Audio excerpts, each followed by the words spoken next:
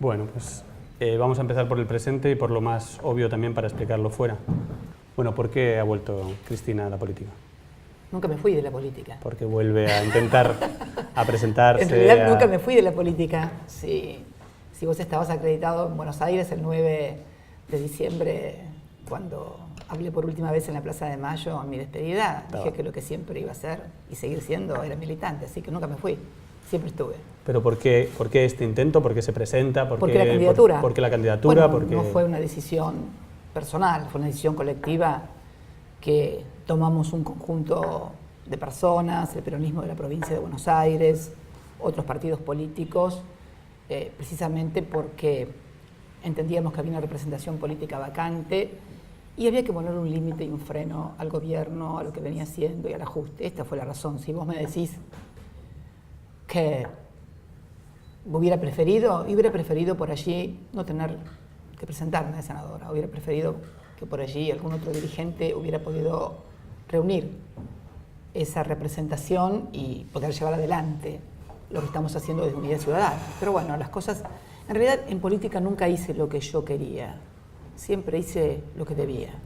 Y en esta ocasión es lo mismo, hice lo que debía. No había nadie, digamos. Bueno, los hechos demuestran, me parece que estamos hablando después del 13 de agosto, y entonces después del 13 de agosto me parece que las cosas quedan un poco más claras, ¿no? ¿Cómo está Argentina y cómo estaría si estuviera ahora usted en el poder? Dos preguntas. ¿Cómo está? Y yo creo que no está bien Argentina, no están bien los argentinos. Por lo pronto estamos con un nivel de endeudamiento vertiginoso. Si hubo algo importante durante nuestra gestión como gobierno fue precisamente haber sacado al país del default y haber llevado a la Argentina a un nivel de desendeudamiento inédito desde 1976, en un mundo donde todas las economías, en Europa mismo, las características hoy en Europa son países con alto nivel de endeudamiento. España misma tiene un alto nivel de endeudamiento respecto a su PBI, Grecia, Italia, Portugal.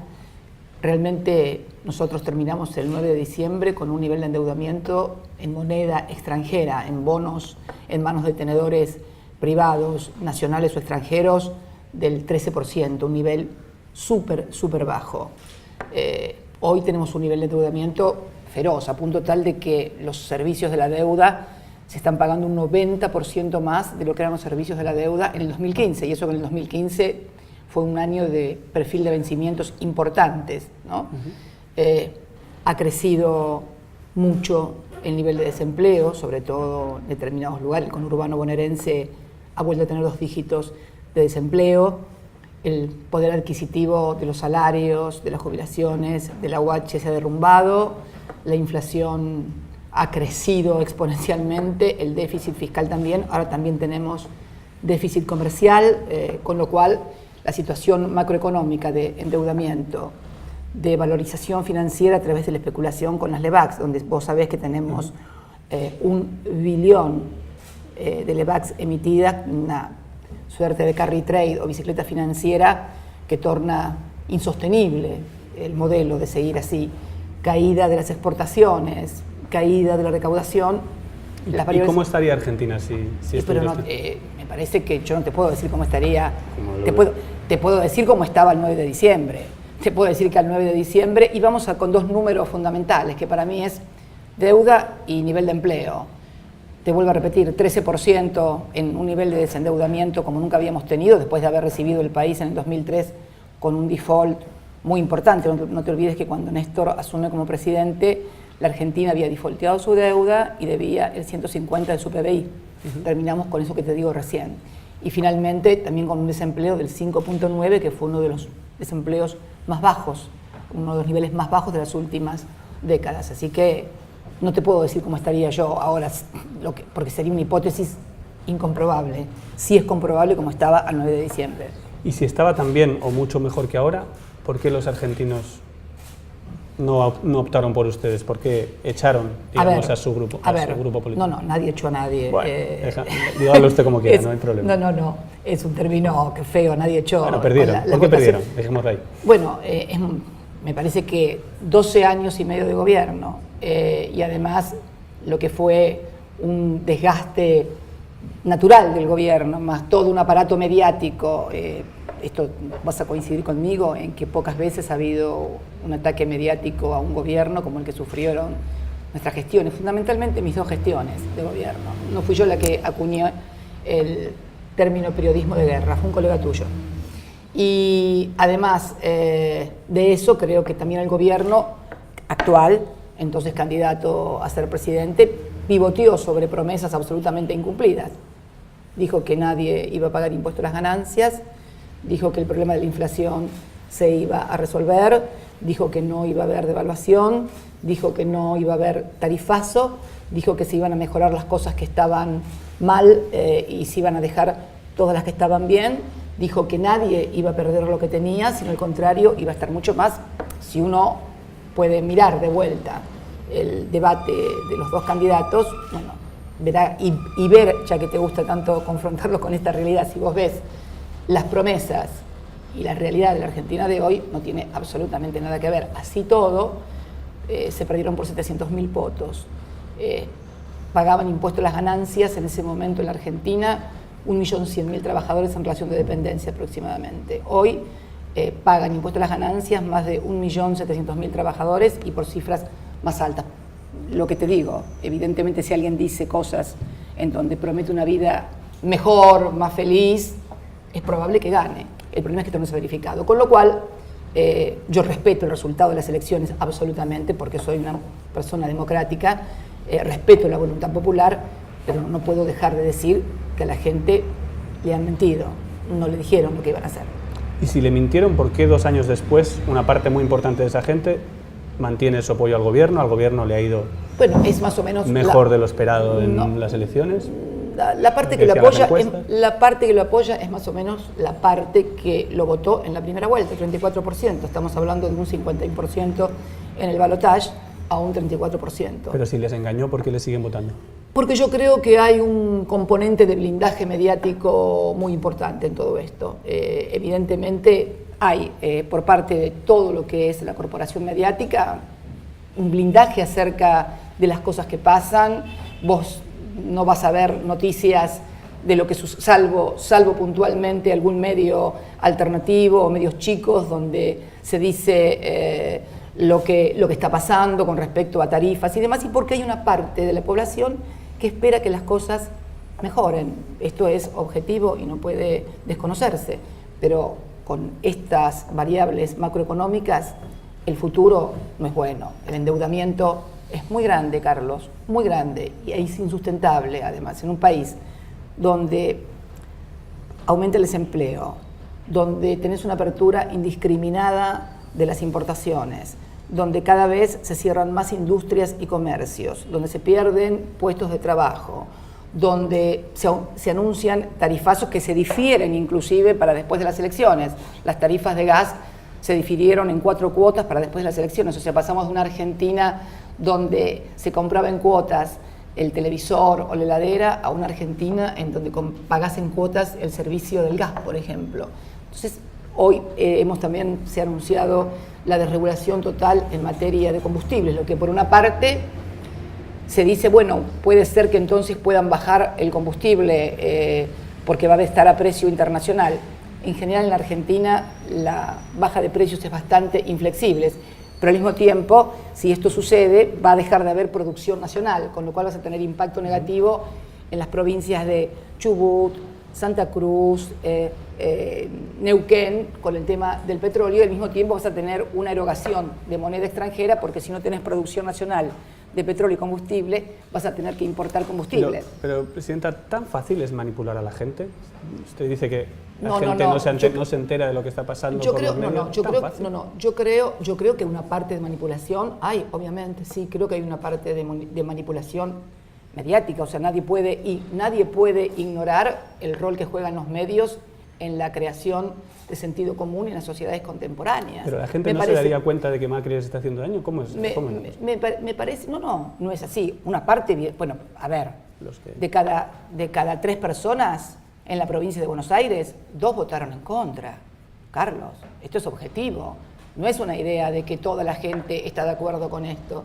de cada 3 bonaerenses que votaron, 2 lo hicieron por la oposición, con un discurso marcadamente centrado en cambiar el rumbo económico y en decirle no al ajuste. Así que no me parece que toda la gente esté de acuerdo. Es la mayoría, no está de acuerdo. Lo que pasa es que la oposición está dividida. Entonces, el gobierno trabaja sobre 3 ejes. Por un lado, fractura social, ¿no? O sea, que es dividir a la sociedad, enfrentarla, permanente apelan a fantasmas, a estigmatizaciones. Por el otro lado, la mentira como algo público, como una gestión pública permanente. Y por el otro lado, la división de la política y la división de la oposición. Este es el resultado del 13 de agosto. Te digo más, yo te invierto la pregunta que vos me decís. ¿Cómo puede ser que una fuerza estigmatizada, perseguida, sin recursos económicos de ningún tipo, pudo ganar en la provincia de Buenos Aires a el gobierno que cuenta con todos los medios de comunicación a su alcance, con todos los recursos económicos y mediáticos a su alcance, con lo que presupone también el ejercicio del gobierno, y además con todo lo que hizo en la noche de las elecciones para evitar que nosotros apareciéramos Unidad Ciudadana como que la realidad que habíamos ganado las elecciones? Te lo doy al revés. En realidad, lo meritorio, la verdadera hazaña democrática, la constituye la que hizo Unidad Ciudadana, que con todo, absolutamente todo en contra, porque ni siquiera contaba con los recursos del Partido Justicialista, porque fuimos en otra fuerza política, ni tampoco ni siquiera los espacios en publicidad, pudo ganar la elección. Es exactamente al revés. ¿Pero hicieron ustedes algo mal en su gobierno como para que hayan llegado a este punto? O sea, ¿hay autocrítica que hacer? Mira, a ver, nosotros cumplimos 3 periodos de gobierno completos, un hecho inédito en la República Argentina. Ninguna fuerza política tuvo 3 periodos seguidos de gobierno. Lo finalizamos el 9 de diciembre con una plaza llena y con este desendeudamiento, nivel de desocupación, con un apoyo popular evidente. Y creo que yo he hecho mi autocrítica de tonos, pero me gustaría también que... Dígame, ¿qué es lo peor? ¿Qué es donde se entraría más la autocrítica? Perdón. Yo siento mi autocrítica fundamentalmente, el otro día lo decía, cuando el tono, muchas veces la forma de decir las cosas, determinada manera de abordar una temática o un problema en la cual alguien puede haberse sentido ofendido o tocado. Pero hablando de autocrítica, a mí también me gustaría que hicieran la autocrítica los que formaron parte, por ejemplo, del gobierno de la Rúa, que terminó en la implosión del 2001. Yo cuando escucho que me piden autocrítica y de repente lo veo a Sturzenegger, que es el mismo que estaba cuando Argentina voló literalmente por los aires y voló el gobierno y la Plaza de Mayo quedó con 30 muertos, no escuché la autocrítica de los que hoy forman parte de este gobierno. O de alguna diputada que también formó parte de ese gobierno y fue miembro informante, por ejemplo, de la reforma laboral de flexibilización que terminó con el escándalo de los sobornos en el Senado, o, por ejemplo, otros que formaron parte de esos gobiernos. O sea, yo he hecho mi autocrítica respecto de lo que considero que eran formas que fueron tal vez que alguien se puede haber sentido ofendido o agredido, pero también espero que los demás hagan la autocrítica, o únicamente mi espacio político la debe hacer. Aquellos que conformaron parte de la alianza que destrozó al país, y te digo un poquito más, y me voy un poquito más para atrás, o los que formaron parte de las políticas de los años 90 durante el menemismo. Entonces me parece que... Pero tan difícil es hacer autocrítica, además de los tonos del contenido, del agotamiento del modelo, de tal vez que se equivocaron en alguna decisión económica. Ninguna. Agotamiento del modelo no creo. No, agotamiento del modelo económico. Por algo, sí, por algo. No, al contrario, yo creo que la gente siempre está, por la teoría de las expectativas, siempre pidiendo más. No es que dijeron, no tenemos trabajo. El trabajo no era un problema en la Argentina del 9 de diciembre del 2015. Nadie estaba pensando en la Argentina que podía perder el trabajo o que no iba a tener trabajo. El trabajo, ¿sabes qué se discutía en la Argentina en diciembre del año 2015? Se discutía el impuesto a las ganancias. A nuestro gobierno le hicieron 3 o 4 huelgas los dirigentes sindicales porque los trabajadores pagaban impuesto a las ganancias. Macri les dijo, ningún trabajador en mi gobierno va a pagar impuesto a las ganancias. Este es un buen modo de ganar las elecciones. Decirle a la gente que no va a pagar impuestos es un modo extraordinario para ganar elecciones. Esto se discutía en la Argentina. En la Argentina, donde estábamos gobernando nosotros, no teníamos gente que estaba desesperada porque no le alcanzaba la plata para llegar a fin de mes o no podía comer. No teníamos miles de personas viviendo en la calle. No había gente pensando, no voy a poder pagar la tarifa de la luz y del gas o me van a cortar la luz o el gas, ni tampoco había personas que estaban pensando que se iban a morir porque no tenían la plata para los remedios. Los enfermos de HIV en nuestro país, cuando éramos gobierno, tenían sus remedios. Los enfermos oncológicos también tenían sus remedios. La gente discapacitada tenía sus pensiones. Si vivíamos en un paraíso, no vivíamos en el paraíso, porque el paraíso está arriba, o en Disney World. Pero las condiciones objetivas de capacidad, de nivel de vida y calidad de vida, eran mucho mejores que las de ahora. Y vos me decís, y bueno, ¿y por qué la gente no los votó? Y porque la gente siempre espera algo más. Y está bien que espere siempre algo más. Porque, a ver, hubo un señor que ganó un premio Nobel con la teoría de las expectativas, no te lo voy a venir a explicar yo ahora, pero ese señor que ganó el premio Nobel con la teoría de las expectativas sabía que la sociedad siempre, cuando sube un escalón, y es natural que esto sea así, las expectativas son siempre subir un escalón más y mejorar más. Esta es la realidad. Ahora, estos son números objetivos y esta es una calidad de vida objetiva. Hoy estamos en una Argentina y en un mundo también muy complejo y con severas dificultades. Yo lo que creo sinceramente es que el gobierno está generando condiciones macroeconómicas que solamente son sostenibles en el corto plazo o en el mediano plazo por el bajo nivel de endeudamiento. ¿Qué va a pasar cuando la Argentina no se pueda endeudar más?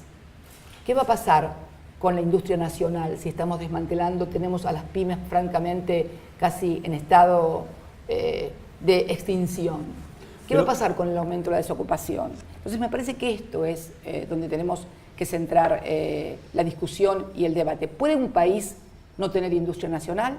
¿Puede un país vivir únicamente pivoteando sobre un sector de los servicios como es la energía y la especulación financiera? Esto ya se probó. Esto que está pasando y viviendo la Argentina ya lo vivimos en la década de la plata dulce durante la dictadura, que no estoy diciendo que esto sea la dictadura, estoy hablando del modelo económico, y durante los 90. En los 90 con una diferencia. Se vivió durante un tiempo con lo que las privatizaciones en la Argentina habían dejado cuando se vendió parte del patrimonio nacional. Así que me parece que macroeconómicamente esto, Carlos, es insustentable, pero no lo estoy diciendo yo. Si vos escuchás a economistas absolutamente ortodoxos y que fueron muy críticos de nuestros gobiernos y de nuestras políticas, están sosteniendo lo mismo. No puede vivir un país endeudándose, pagando tasas del 27%. ¿Quién va a invertir? Hablan de inversiones. Hablan de inversiones. No, déjame explicar porque vos me estás planteando una situación, yo tengo que contestarte. Hablan de inversiones. El año pasado, 2016, la inversión extranjera directa, la IED, fue menos de la mitad de la inversión extranjera directa que tuvimos en el 2015. ¿Cuándo?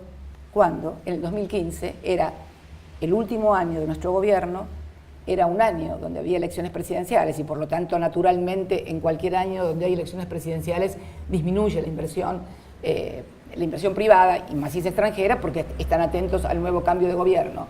Entonces, ¿quién va a invertir en un país donde la tasa de interés te está dando el 27% y el consumo se cayó y está en el 18º subsuelo?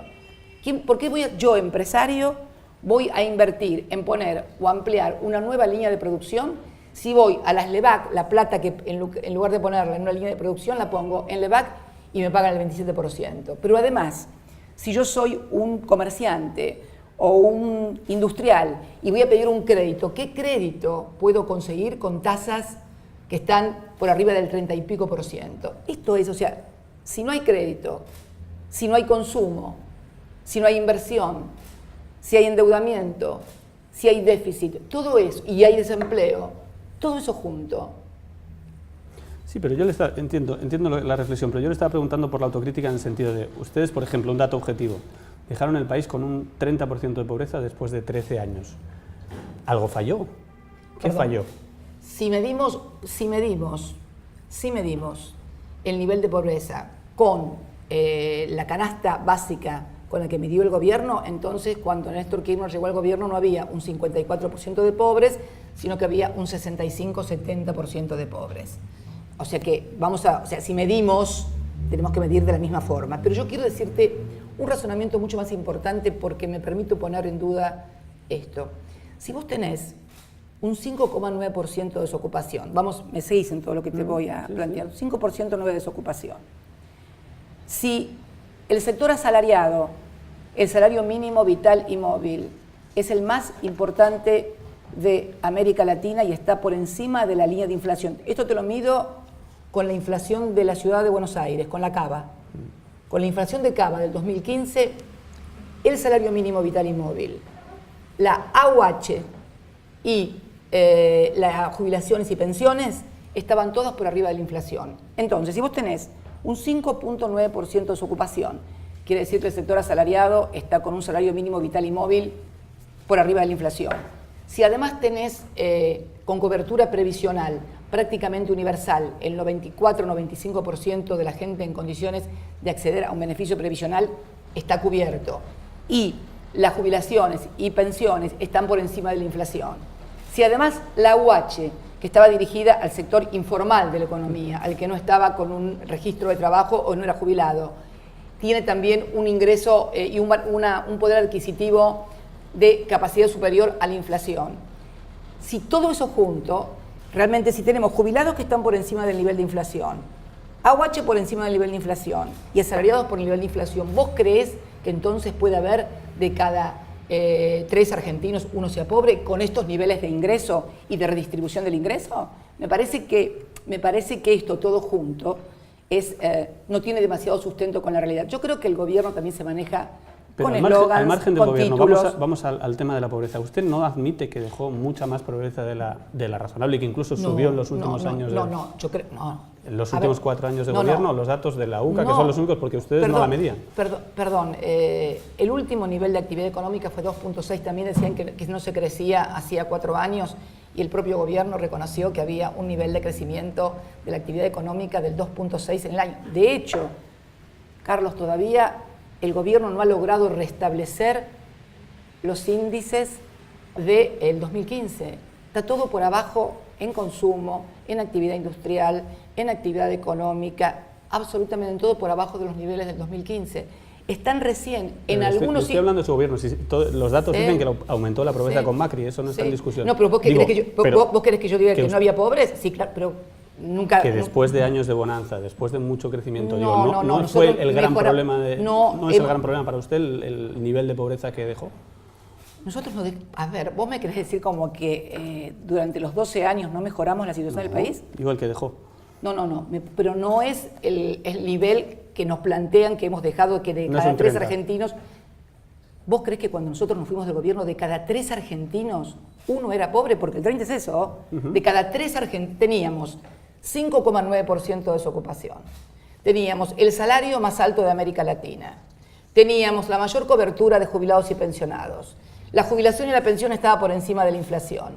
Teníamos AUH y economía informal. Había changas, había gente que tenía trabajo y esa asignación universal también estaba por encima de la inflación. Y con todo eso, más todos los programas políticos de inclusión, con tarifas que permitían el acceso a los servicios públicos por parte de toda la población, con programas como remedios oncológicos, remedios para los jubilados, con programas que eran salario indirecto. Evidentemente los subsidios a las tarifas públicas son también salario indirecto. Con todo eso, de cada 3 argentinos uno era pobre. Bueno, si de cada 3 argentinos con ese nivel uno era pobre, te digo entonces hoy que de cada 3 argentinos, 2,5 son pobres.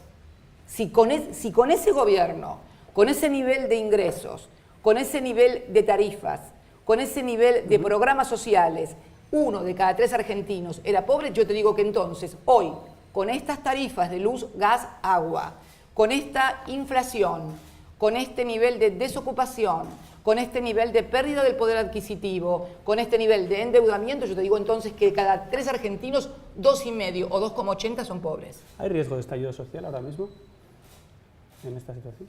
No. No, ¿por qué no? No creo que no. Porque si la situación es tan inquietante. No. Vos me cambiás las palabras. Vos me estás diciendo... Las palabras son suyas. No, lo comparo con lo que vos me estás diciendo, el tema de de 1 de cada 3 y 2 de cada 8. No, creo que la situación... ¿Y vos no recorres la ciudad de Buenos Aires? Decime, vos sos un corresponsal extranjero también. ¿Vos no ves que hay mucha más gente durmiendo en la calle, por ejemplo, en Capital Federal? No, pero yo hago las preguntas. Yo yo le pregunto a usted que tiene un conocimiento mucho mayor que el mío. Sí, bueno, pero yo de la realidad social, si cree que puede haber un estallido. Si vos crees el título que yo te diga va a haber un estallido social, no. Lo que digo es si todo esto, ¿hasta dónde puede llegar? Yo te digo, esto llega a un nivel donde evidentemente, no lo estoy diciendo yo, el problema de las tarifas, el problema del desempleo, el problema de la distribución del empleo, el problema del endeudamiento, el problema de la especulación financiera, son datos, no lo digo yo, son datos objetivos de la realidad y fácilmente verificables. Me cuesta creer que en un país con este escenario de tarifas, de liberación de los combustibles, de gente que pierde el trabajo, de gente que ya no tiene más remedios, de gente que ya no percibe más pensiones por discapacidad, me digan que hay menos pobreza que antes. Me parece que tiene que haber muchísima, pero muchísima más pobreza que antes. Entonces, si de cada 3 uno era pobre, digo hoy, de cada 3, por lo menos 2,80 deben ser pobres. Usted fue una de las mujeres más poderosas del mundo, podemos decir, ganó con el 50%. Argentina es un país importante y usted era la presidenta de Argentina muchos años, ganó con un 54% en 2011 y ahora está peleando con un casi empate, una victoria en Buenos Aires para ganarle a un exministro muy poco conocido de Macri. ¿No es poco para alguien como Cristina? No, pero si lo me dicen en términos, pareciera que fue una sociedad anónima, Cristina. Yo no soy una sociedad anónima. Pero usted fue una... Primero, vamos a hacer algunas precisiones. En el enunciado dijiste una de las mujeres más poderosas del mundo. La verdad, que me parece un gran disparate lo que acabas de decir. Bueno, pues digamos de América. Digamos de América, dejémoslo. No es importante. No, ni de América tampoco. Fue muy poderosa. A ver, no, es mira. Discutible. Hoy en el mundo contemporáneo, no solamente en la Argentina, en el mundo contemporáneo, un presidente electo en términos de poder, ¿qué es el poder? El poder es un sistema de decisiones en las cuales alguien tiene el poder de imponer una determinada decisión o no.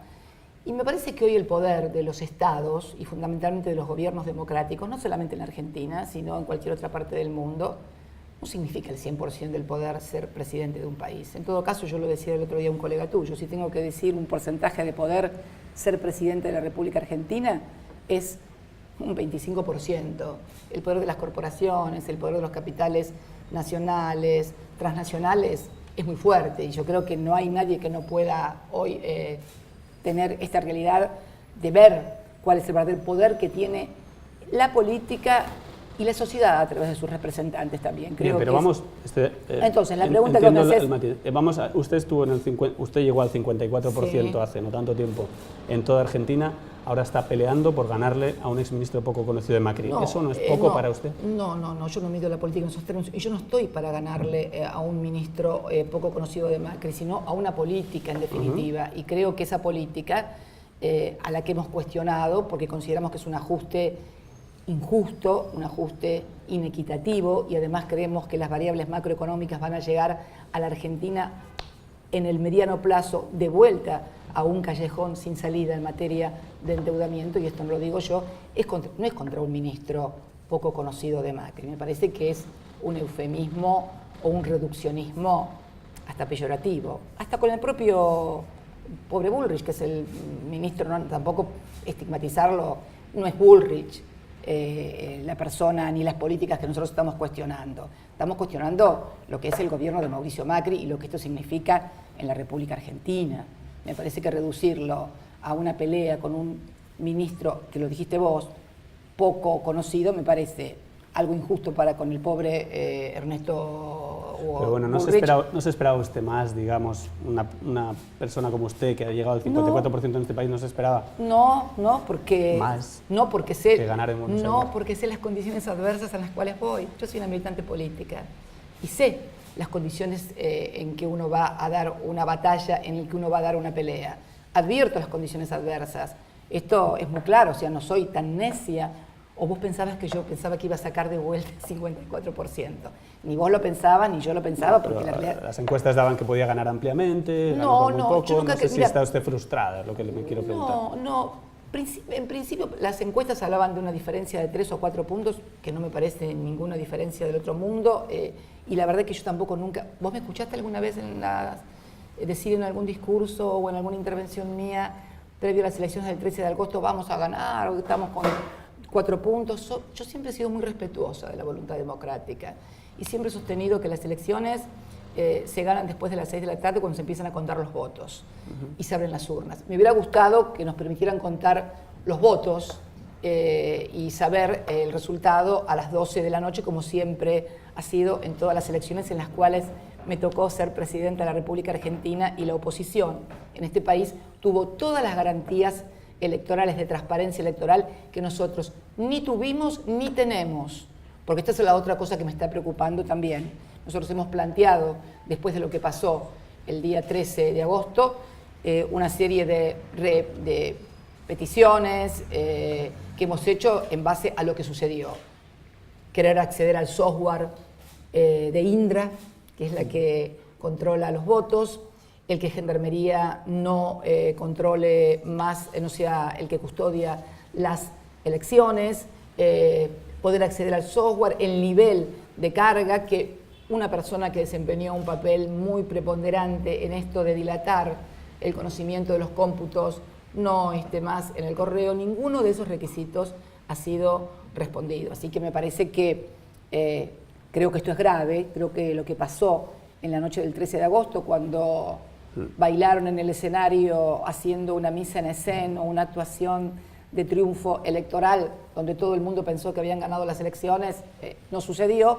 Así que no, si vos decís que yo me siento frustrada, en absoluto. Soy una militante política y sé en las condiciones en las que estoy dando esta pelea. ¿Y qué pasa si pierde? De total debilidad, en todo sentido.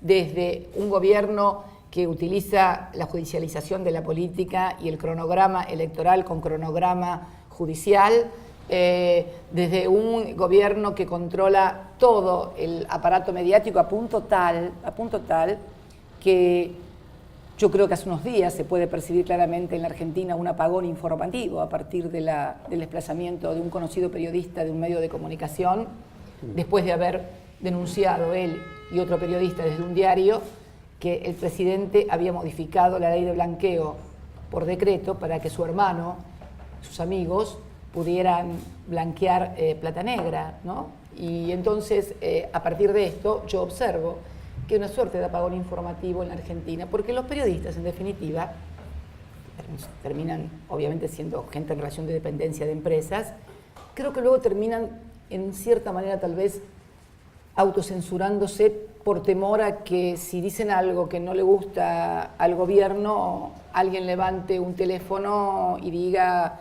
tal periodista dijo tal cosa o que no forme parte más del gobierno. Está claro, porque está denunciado además el ahogo judicial, financiero que están sufriendo los medios alternativos que tienen una política editorial que no es la del gobierno. Entonces me parece que ignorar todas estas cosas es plantear una Argentina que no existe. Yo creo que la Argentina hay que verla en toda su dimensión y con todo lo que existe. Necesito un poquito más de brevedad, porque si no es complicado.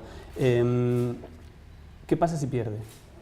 ¿El kirchnerismo se debilita, se acabó, entra en decadencia?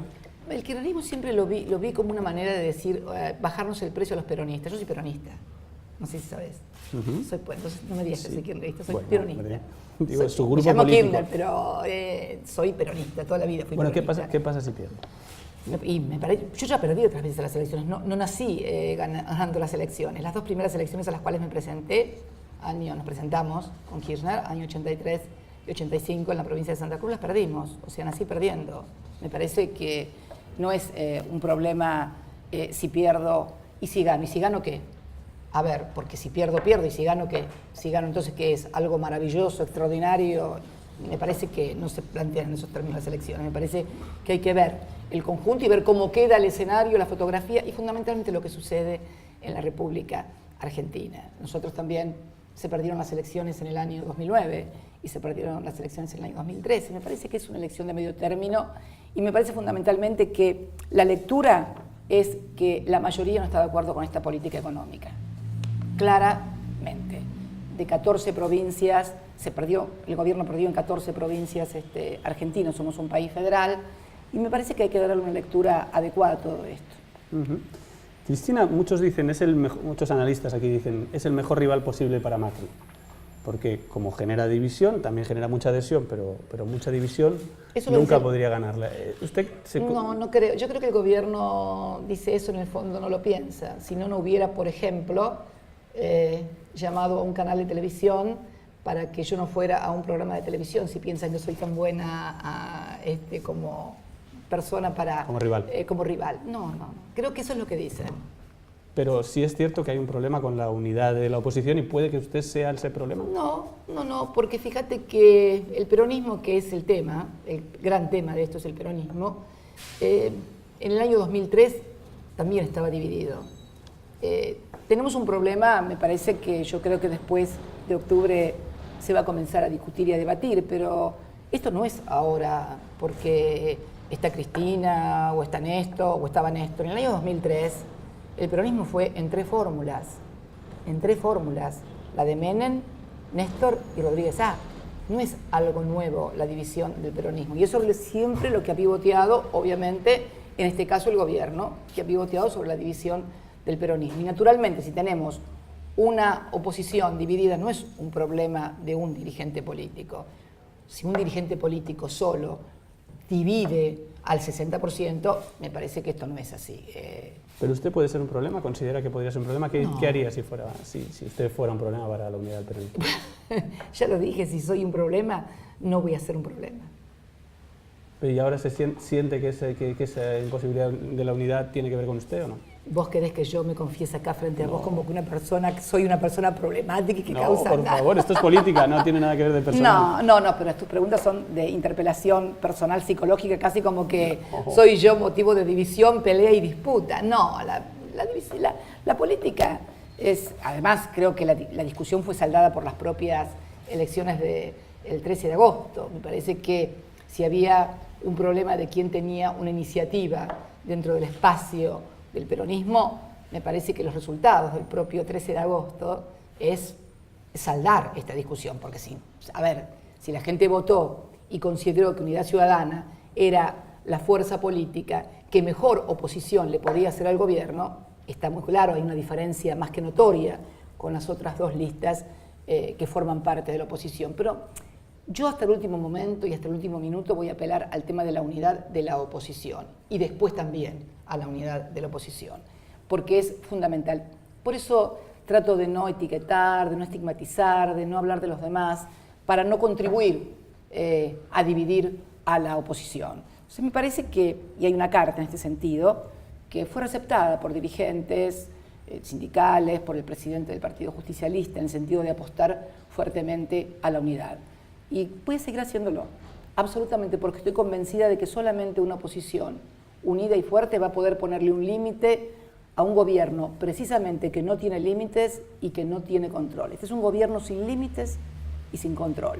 Y creo que esto no es bueno, ni para la democracia ni para el país. Creo que hay que ponerle límites y poner control. Si no pasan cosas como la que pasó con la ley de blanqueo, donde se discute en el Parlamento una ley de blanqueo, donde toda la oposición pone como condición, y dentro del propio oficialismo se pone como condición sine qua non de que los parientes de los funcionarios no podían blanquear, y lo primero que hace el presidente es un decreto, por decreto modifica una ley tributaria inconstitucional, y además los primeros que blanquean es su hermano y sus amigos y sus socios. Esto no es bueno, y a esto hay que poner un límite y un control. Hablemos de la escena internacional. ¿De verdad cree que Argentina, como dijo el otro día, está como Venezuela? No hay Estado de Derecho, dijo, y en Venezuela tampoco lo hay en Argentina. ¿Realmente cree que Argentina está como Venezuela o son cosas que no, se dicen? No dije exactamente eso. Dije que había debilidad del Estado de Derecho en la República Argentina. Es obvio, y afortunadamente Argentina no está como Venezuela, donde debo decir que ahora Venezuela ha ingresado en un proceso donde el presidente de República Dominicana, donde el expresidente del gobierno español, José Luis Rodríguez Zapatero, están iniciando una etapa de diálogo. Y tengo que decirte 3 cosas de Venezuela. La primera, que jamás voy a estar de acuerdo con la violencia, jamás. Detesto la violencia política. Creo que la violencia política termina aniquilando no solamente la democracia, sino las expectativas de toda una sociedad. Por lo tanto, pacificación siempre. La segunda, que habiendo iniciado este proceso de diálogo, que no puedo menos que apoyar y tener una actitud por parte de todos de no contribuir a seguir echando leña al fuego. Si oposición y el gobierno de Venezuela están dialogando en el marco de una institucionalización regional que aportan otros países y que aportan otros ex jefes de Estado, apoyemos ese camino de diálogo que es, me parece, un ejercicio de responsabilidad que tenemos que tener y no echar leña al fuego. 2 millones de personas han huido de Venezuela. ¿Cuánto daño ha hecho Venezuela a la izquierda latinoamericana, a la imagen de todos estos años? Yo creo que es complejo toda Latinoamérica. Vos me hablás de los que huyen de Venezuela. Te puedo hablar de los que huyen de Centroamérica a Estados Unidos porque no quieren ser soldaditos del narcotráfico, los chicos. Te puedo hablar de lo que está pasando en México. Este año asesinaron a 44 colegas tuyos en México y desaparecen miles de personas y matan a miles de personas. Sí, pero yo le pregunto a usted su relación con Venezuela porque me parece interesante, porque creo que Venezuela es un elemento clave de la izquierda latinoamericana y el problema que haya podido significar. De la izquierda no. Por eso, de la izquierda no. ¿Ha llegado el momento de despegarse de Venezuela para usted, ¿no? Yo creo que el tema de izquierda es una categoría de pensamiento más europea que nosotros. Me parece que... Llámelo como quiera. Me parece... No lo llamo como quiera. No, defínalo usted, digo. No lo llamo como quiera. Defínalo usted, por favor. Lo llamo como me parece que es realmente. Por eso, son procesos populares que no se parecen ninguno al otro. O sea, lo de Venezuela, y lo he dicho no ahora, lo he dicho siempre, la experiencia de Venezuela no tiene absolutamente nada que ver con la experiencia de Argentina, no tiene nada que ver con la experiencia del PT en Brasil, no tiene nada que ver con la experiencia de Evo Morales en Bolivia. Tal vez con categorías de pensamiento muy cristalizadas de izquierdas y derechas, no se pueda advertir las diferencias de los movimientos populares en América Latina, que tienen otras características que no son la de una división binaria de izquierda y derecha. Son procesos históricos que tienen un punto de contacto en la unidad latinoamericana como patria grande, pero que no han tenido un desarrollo similar en cada uno de los países. Y esto es muy claro, me parece. Y entonces creo que asimilar como una regla general que lo que pasa en un país es aplicable en otros, podríamos decir, por ejemplo, entonces, con este mismo criterio, que lo que pasó en Alemania en las últimas elecciones, donde la canciller Angela Merkel tiene el 33%, y los nazis, no un partido de derecha, los nazis llegan al Parlamento, al Bundestag, con 94%, podemos decirlo, qué fracaso la Unión Europea, los nazis de vuelta en el Parlamento. Sería justo tener este tipo de análisis. Y Alemania, nada menos que Alemania, que es la que sostiene, es el corazón, es el alma de la Unión Europea. Sin embargo, la canciller, que recibió a 1,5 millones de refugiados en un gesto solidario, llega a elecciones con el 33% de los votos. 33% de los votos. Y los nazis tienen hoy 94 escaños en el Parlamento. ¿Podemos estar diciendo entonces que lo que está pasando en Alemania es el prolegómeno de lo que va a pasar en toda Europa? Me parece que esto de agarrar las cosas y trasplantarlas como si fueran plantas, que esta planta la planta allá y vuelve a crecer allá, me parece que no. Creo que hay que meterse en cada proceso histórico. Por eso le pregunto a usted, en este proceso histórico, lo que está haciendo Venezuela, ¿qué le parece? ¿Cree que ha llegado el momento de condenarlo, de despegarse de esa vinculación? No, te dije lo que pienso anteriormente. Me parece que llegó el momento de apoyar el diálogo que están llevando adelante República Dominicana, el gobierno español, y que se han comprometido todos en hacer un diálogo, porque lo que hay que parar es la violencia. Esto es fundamental, parar la violencia. Entonces creo que todos tenemos que estar comprometidos en ir a apoyar ese diálogo. Pero no nos acostumbremos a querer extrapolar lo que pasa en Venezuela con lo que pasa en otros países. Me parece que, y hablando de esto, ¿no? Hablando de esta cosa que muchas veces extrapolamos o no tenemos el mismo parámetro. Vos fíjate, Angela Merkel acaba de ganar las elecciones y va a iniciar su 4º periodo consecutivo como canciller de Alemania. En los países latinoamericanos, por ejemplo, ningún presidente podría haber sido presidente con el 33% de los votos. Acá hay balotaje, en Brasil hay balotaje, en Chile hay balotaje, en Uruguay hay balotaje. Sin embargo, en un país de la Unión Europea y nada menos que Alemania, podés llegar al gobierno y hacer nuevamente gobierno por 4º periodo consecutivo con el 33% de los votos. Esto va a obligar obviamente a la canciller a hacer sus alianzas normales en un gobierno parlamentario, pero podríamos etiquetar y decir entonces que hay un continuismo en el poder y que apenas tiene el 33% de los votos y se perpetúa en el poder. No, son sistemas. Me parece que tenemos que tener una visión un poco más amplia. Yo siento muchas veces, sinceramente, como que por ahí encasillan a los procesos latinoamericanos a partir de etiquetas o análisis que no tienen que ver con la realidad y con la historia de nuestras sociedades. Es una impresión, pero yo estoy equivocada. Vamos al análisis de la situación latinoamericana. ¿Usted cree que por qué cree que hay un cierto giro a la derecha? ¿Por qué ve ese giro a la derecha? ¿Cree que se acabó la era dorada del progresismo latinoamericano ya para siempre? Bueno, en el mundo, me parece que no es solamente en América Latina. Trump es presidente de los Estados Unidos y lo que acaba de pasar... ¿Fue usted protagonista? Sí, hagan análisis. En Alemania, o sea que creo que hay un modelo que se ha impuesto, modelo político, a partir de la caída del muro de Berlín, y que ha sido el neoliberalismo, ¿no? Entonces creo que esto ha creado un sentido común, pero también creo, como lo decía el otro día Naciones Unidas, esto lo dijo la UNTAD de Naciones Unidas, que sostuvo que es necesario terminar con los programas de ajuste y austeridad y comenzar con programas de inversión y desarrollo, porque el mundo cruje, Carlos, el mundo está crujiendo. Y me parece que este nivel de concentración de la riqueza, este nivel de ajuste permanente, no va a poder durar mucho tiempo. Y cuando hablamos de mucho tiempo, no hablamos de lo que pasó en la pasada elección, estoy hablando de mucho tiempo en términos históricos, estoy hablando en términos de cómo se mide la historia, no los procesos electorales que son cada 2 años o cada 4 según los países. Y me parece que el mundo está crujiendo. Cuando pasa lo que pasó con los nazis en Alemania, acaba de hacerse un plebiscito en Irak donde los kurdos han decidido separarse de Kurdistán, donde tenemos todos los días llegando a las costas de Italia miles y miles de migrantes africanos que llegan de cualquier manera o llegan muertos. Yo estuve en los campamentos de refugiados en Grecia. Estuve en Grecia también, viendo cómo Grecia tiene el 182% de su PBI de nivel de endeudamiento.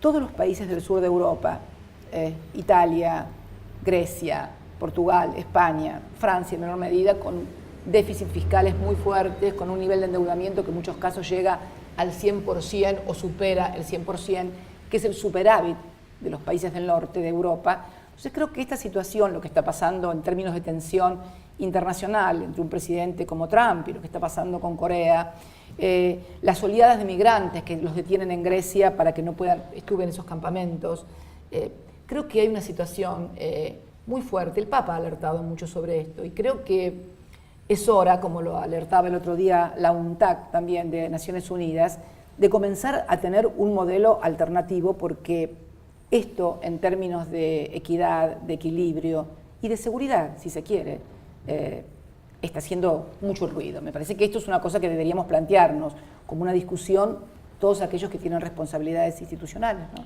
Macri está teniendo muchísimo apoyo en gobiernos, en Europa, en Estados Unidos, incluso en España.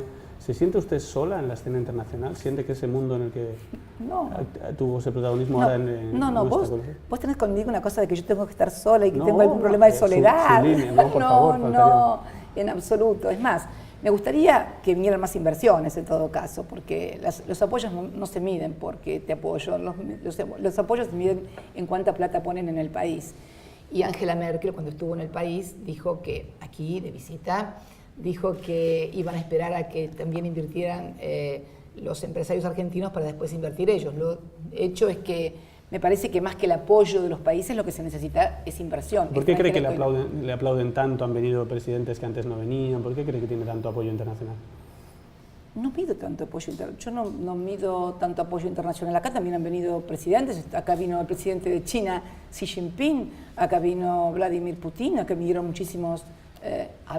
Bueno, pero había un cambio de alianzas, evidentemente. Xi Jinping es el presidente nada menos que la República Popular de China. Yo creo que nadie puede ignorar el peso específico de China en el mundo. De Rusia exactamente lo mismo. Fuimos visitados con diferencia, en el año que yo terminé mi mandato, fuimos visitados por ambos con una diferencia de 1 mes y medio, 2 meses cada uno. No, yo creo que las alianzas que ha hecho Macri con Estados Unidos muy bien no le ha ido. Vino el vicepresidente de Estados Unidos, Mike Pence, y al otro día nos cerraron la importación de biocombustibles en Estados Unidos.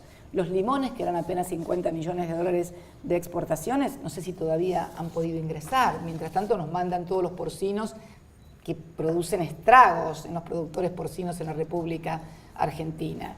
Así que la verdad que si uno mira, ahora sí, es por visitarte, me gustaría que se quedaran allá y no nos cerraran los mercados, por ejemplo, donde Europa todavía nos tiene cerrado el mercado de biodiesel, donde se van a discutir ahora las condiciones seguramente de una alianza con la Unión Europea, donde seguramente la Unión Europea va a intentar mantener las condiciones, las condicionalidades de un acuerdo que si se cierra como lo que tengo entendido que puede ser, no va a ser muy ventajoso para la Argentina. Así que en realidad, más que visitas, me interesarían decisiones y medidas que impacten positivamente en la economía y en las inversiones. La verdad que no han sido buenas y si me decís el tipo de alianzas, me parece que todavía, por ejemplo, Macri, que primero había decidido prescindir de China y llegó a decir que los acuerdos que habíamos firmado con la República Popular de China eran inconstitucionales, tuvo que volver sobre sus palabras y sobre sus dichos y admitir que se había equivocado porque China, si no, le hubiera ejecutado seguramente el préstamo que le habían hecho las reservas del Banco Central y también tuvo que acceder a hacer las represas sobre el río Santa Cruz. Así que en realidad el que tuvo que replantear su actitud frente a las relaciones internacionales, sobre todo frente a China, ha sido el propio Macri. Así que la verdad que no veo sí que ha hecho alianzas, pero que no le han redituado absolutamente nada a la economía argentina y a los argentinos. Así que a mí me gusta que las alianzas que hago con determinados países reditúen en inversiones. La alianza o el acuerdo estratégico profundizado que hicimos durante mi gestión, había empezado durante la gestión del presidente Kirchner y luego lo profundizamos con el actual presidente Xi Jinping, bueno, tuvo ingentes obras para la República Argentina que se van a comenzar a ejecutar.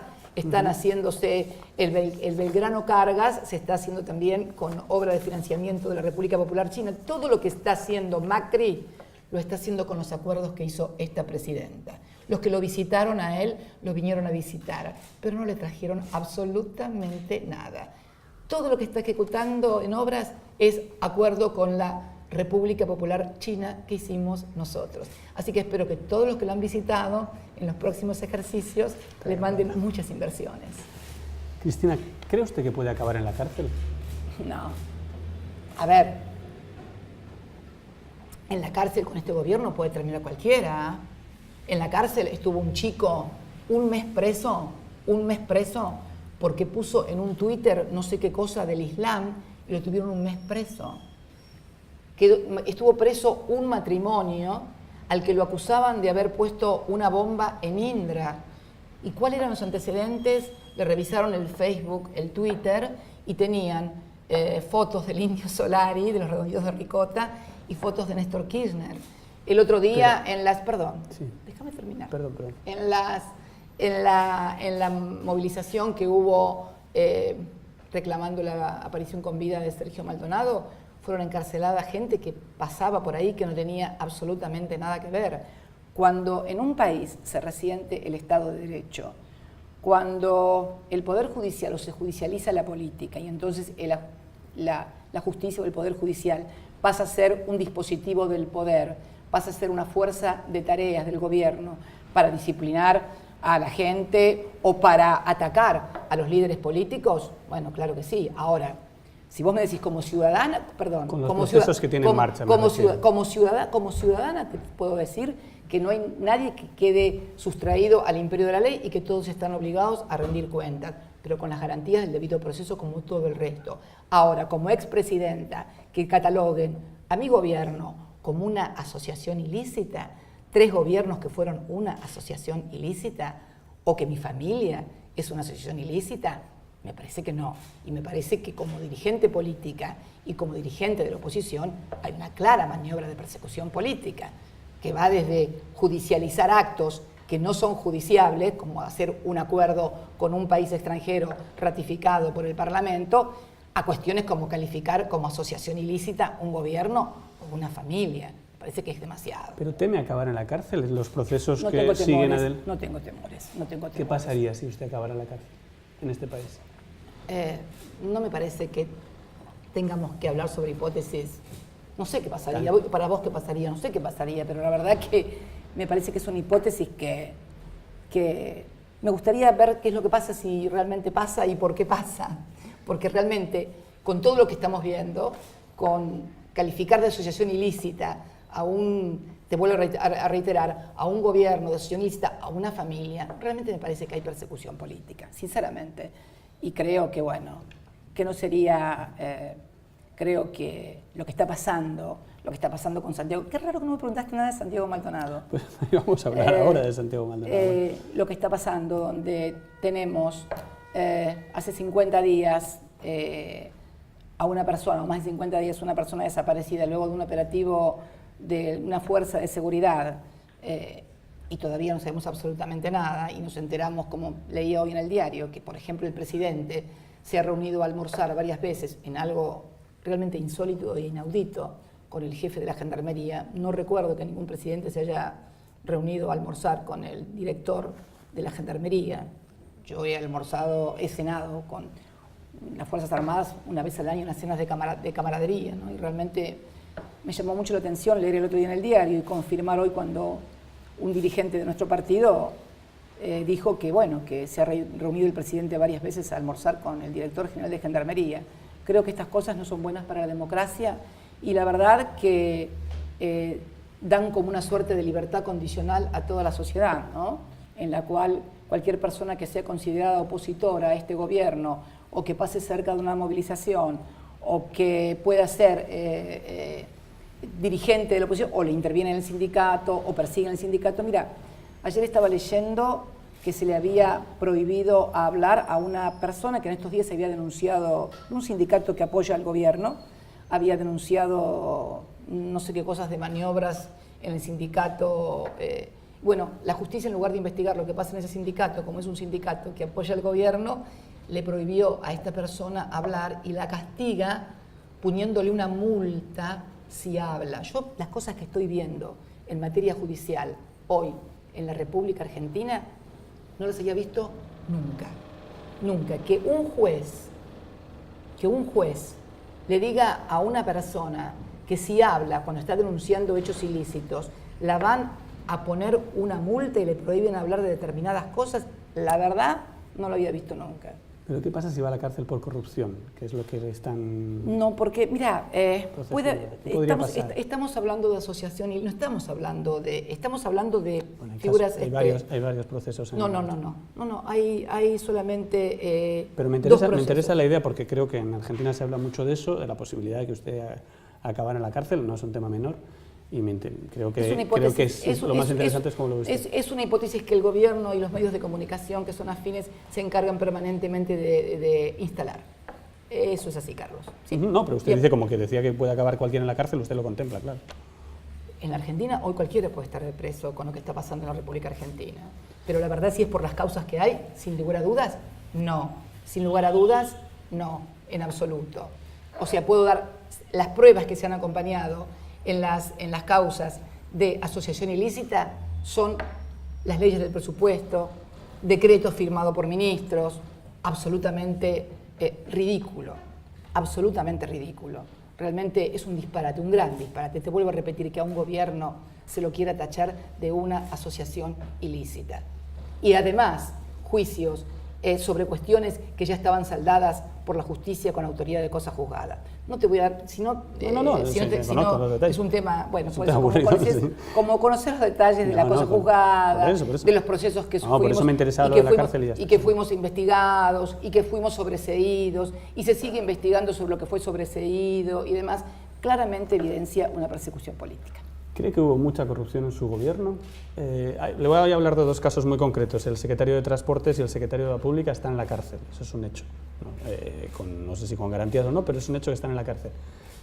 ¿Qué imagen da eso? ¿Cree que hay una imagen de corrupción de su gobierno que le ha podido hacer daño en las elecciones? No, creo que hay hechos de corrupción. Creo que hubo hechos de corrupción y funcionarios que cometieron hechos de corrupción. Esto es innegable y creo que estos funcionarios deben responder por esos hechos. No tengo ninguna duda. Ahora, tachar a todo un gobierno de corrupción por el hecho de determinados funcionarios que pueden haber cometido hechos de corrupción, no.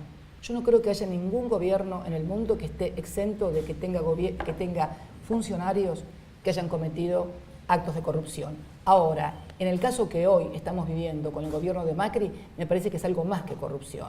Tenemos un gobierno que utiliza el Estado para favorecer los negocios y las empresas de sus familias, de sus amigos y de sus socios.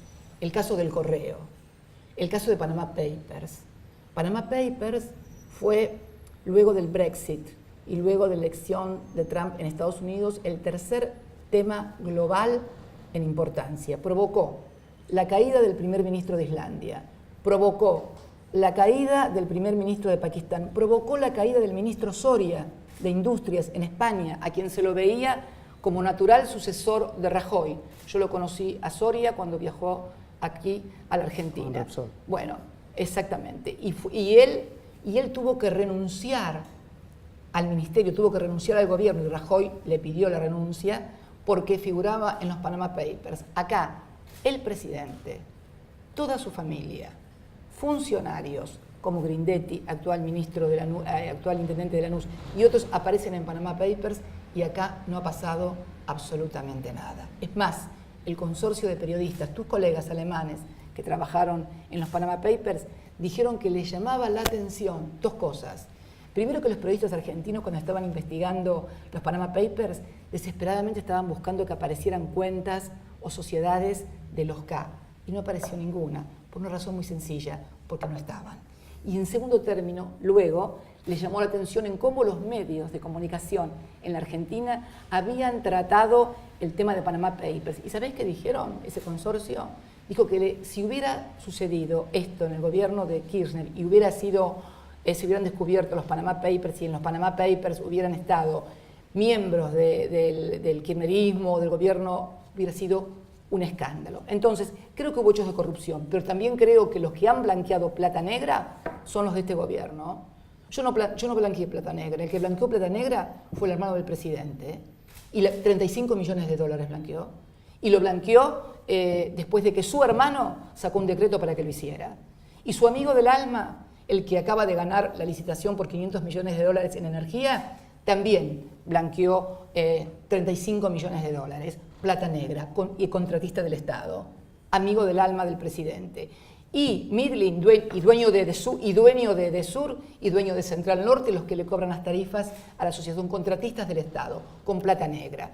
Y Midlin, también amigo del presidente, blanqueó 44 millones de dólares, también plata negra. Entonces creo que también este gobierno ha tomado al Estado como plataforma para beneficiar a sus empresas familiares, como en el caso del Correo, que fue un escándalo, donde se intentó condonar 70.000 millones de pesos de deuda, donde además se terminó teniendo que renunciar el procurador del Tesoro porque no había querido firmar un dictamen acorde a lo que se le demandaba. Entonces me parece que estos ya no son solamente funcionarios que cometen hechos de corrupción o actos de corrupción.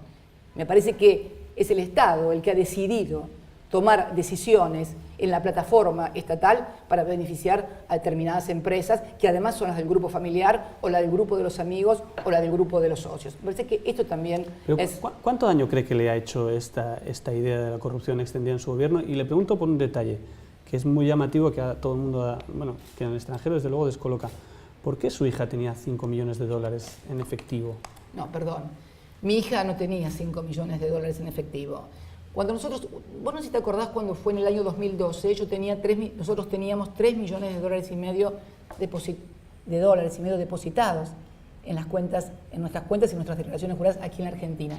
¿Vos eras ya en el 2012 corresponsal? No, bueno, déjame que te cuente porque, sí. porque mi hija tenía esta cifra. Sí, claro. Nosotros teníamos 3 millones y medio de dólares en depósitos en plazo fijo y también teníamos otros plazos fijos porque teníamos ese dinero porque siempre nos hemos dedicado, antes de ser gobierno, teníamos plazos fijos y no es que llegamos al gobierno y de repente nos apareció dinero. Esto Claro, ¿por qué no lo explica para que la gente lo conozca de dónde viene la fortuna de los que... Bien, mira, hay una nota en el diario La Nación, el 18 de mayo del 2003, una semana antes de que Kirchner ganara las elecciones, donde explica en palabras de La Nación que la familia Kirchner era una familia que tenía fortuna personal porque habían tenido un estudio jurídico que habían trabajado muchísimo y muy bien, que antes de que Néstor Kirchner fuera intendente, teníamos más de 23 propiedades. Esto es de La Nación. Entonces, la plata que mi hija tenía era producto de la asociación de su padre de cuando nosotros cambiamos los 3 millones y medio de dólares, 3 millones y medio los cambiamos y perdimos dinero por haber cambiado y lo pusimos en plazo fijo. Y luego, cuando yo salí del gobierno, como ya no era parte del gobierno, volvimos a tomar ese dinero que estaba en pesos moneda nacional y se compró divisa. Todo esto se hizo dentro del sistema bancario, con cupones y certificados de compra, todo absolutamente legalizado y lo que es más importante, todo en nuestras declaraciones juradas ante la Oficina de Recaudación de Impuestos y fundamentalmente ante la Oficina Anticorrupción. Todo esto estaba declarado. ¿Qué fue lo que hicimos? Comprar lo que teníamos en plazo fijo en dólares y depositarlos en una caja, no en el extranjero, sino a nombre de quienes eran los sucesores de Néstor Kirchner, porque además yo quería dejarles también mi parte a mis hijos. Y es eso, o sea, está totalmente explicado. Pero entiende que llame la atención, el dinero en metálico es una cosa como que a todo el mundo le descoloca. Bueno, ¿y por qué no llamaba la atención cuando tenía 3 millones y medio de dólares depositados en un plazo fijo? Bueno, pues es distinto, ¿no? El dinero en metálico siempre llama mucho la atención. Sí, bueno, pero claro, esto obviamente, pero llama la atención en tanto y en cuanto no puedas explicar de dónde viene. Si se puede explicar y está comprobado todo el hilo a través de las declaraciones juradas, a través de la oficina recaudadora de impuestos en la que pagabas impuestos y a través de la sucesión, que también está en trámite, todo esto está en expedientes judiciales. No es que me encontraron una cuenta en las Bahamas, ni me descubrieron propiedades que yo no había declarado, o que me encontraron... No, estaba todo declarado a nombre nuestro en bancos en la República Argentina y a nombre de mis hijos y de la sucesión, que venía obviamente de la muerte de su padre, ¿no? ¿Usted cree que subestimaron a Macri? ¿Cree que eso ha podido ser un problema? Porque en Argentina cuando yo llegué y lo hablaba muchísima gente, no, Macri, y luego les ha ganado ya varias veces. ¿Cree que se le han subestimado? ¿Ese puede haber sido? Yo nunca subestimo a nadie. Ni bueno, sobreestimo. No, yo nunca subestimo a nadie. ¿Yo alguna vez te dije que lo subestimaba? No. Bueno, pero no me preguntes. Entonces, a mí preguntarme sobre las cosas que he dicho yo o que me corresponden a mí. No podés preguntarme a mí sobre las cosas que han dicho otros. A mí preguntarme sobre lo que digo yo. ¿Le ha sorprendido la capacidad de Macri de ganar elecciones? ¿Le sorprendió que en este país ganara Macri? ¿Qué pasó para que ganara Macri? No me sorprendió porque, a ver, naturalmente representa un modelo de sociedad en el cual él acumuló a partir de decir, te vuelvo a repetir, yo podría desarrollarte todo lo que fue el compendio de promesas de campaña. Es imposible.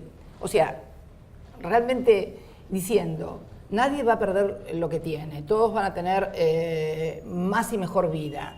no van a pagar impuestos a las ganancias, no va a haber tarifazo, no va a haber devaluación, va a haber 1 millón de créditos hipotecarios. Obviamente, me parece que no es sorprendente. Y además, hablando solamente de eso y teniendo como fuerza de tareas a todo el tema mediático, dale que va, dale que va, dale que va, dale que va, sobre el gobierno, es casi natural, Carlos. Me parece que, al contrario. ¿No les ha descolocado un poco? Hay gente que dice, bueno, Macri, incluso gente suya, dice, bueno, Macri se ha peronizado, está haciendo cosas que nos han sorprendido y nos ha descolocado su victoria. Vuelvo a... Mirá, si Macri tuviera una semana mediática, si mirara cualquiera de las semanas de los 8 años de Cristina Kirchner como presidente, no sé cómo estaría. Una semanita, con titulares, con canales de noticias, una semanita o 2 semanitas, similares a cualquiera de todas las semanas de los 8 años de mi gestión. No se puede ignorar el peso específico en los tiempos contemporáneos de los medios de comunicación. Ignorar no, pero todo es eso, la gente no tiene voluntad. No, creo que una parte... Y mirá, yo te podría decir entonces, ¿y la gente cómo? ¿Cómo aceptó la gente que hubiera 30.000 desaparecidos en la República Argentina? ¡Qué barbaridad! ¿Cómo pudo la gente aceptar que hubiera 30.000 desaparecidos en la Argentina, que tiraran gente de los aviones? ¿La gente sabía todo eso? No. ¿Y por qué no sabía eso? Porque había un blindaje mediático, porque la información venía casi al final de la dictadura desde afuera.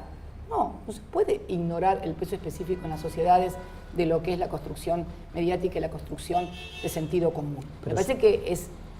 Supongo que no comparará la prensa de la dictadura con la prensa democrática. En absoluto, no estoy haciendo esa comparación. Me refiero a la manipulación que se hace sobre una sociedad a partir de la información o de la generación de sentido común. De ninguna manera, pero ojo que los medios de comunicación, exactamente, vos me decís, no comparará la prensa de aquella época con la de ahora, pero los diarios son los mismos. ¿Sabías? A ver, bueno, los diarios... Hay libertad de prensa y entonces no la había, digamos, los diarios y los dueños de los medios de comunicación, por lo menos de los más importantes, son los mismos de ahora que los que había durante la dictadura. Y no es que uno esté comparando lo que pasa ahora, ojo, no dije eso en ningún momento.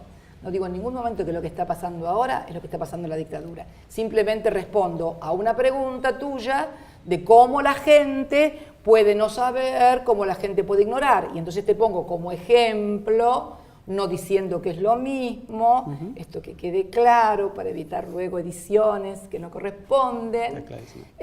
Clarísimo, de que es evidente que cuando hay un determinado montaje, la sociedad puede tener una determinada orientación.